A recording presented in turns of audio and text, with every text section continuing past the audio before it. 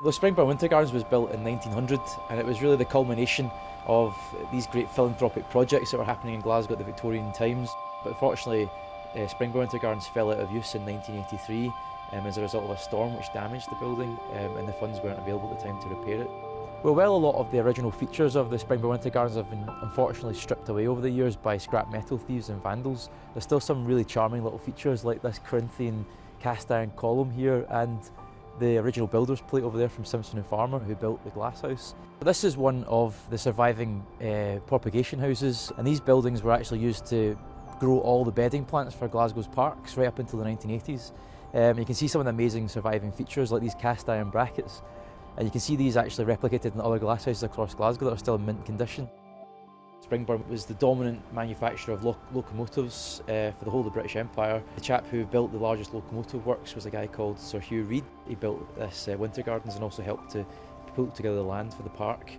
It's quite a sad tale, I suppose, that an area that was once such a successful industrial centre for Scotland has sort of had a change in its fortunes. It all began, of course, with the collapse of the locomotive building industry in the 1960s.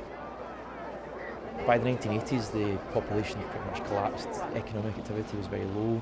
There was large amounts of poverty and deprivation. And these once great monuments to the civic heritage and pride of Springburn kind of fell by the wayside as well. The building was almost designed on the same principles as a Roman bathhouse, with these great trenches running around the perimeter of the main hall, and they would contain steam pipes where the steam would rise into the building and heat it, and they would cover with grates, so you'd get this quite remarkable scene back when it was in full operation of this kind of steam rising into the buildings.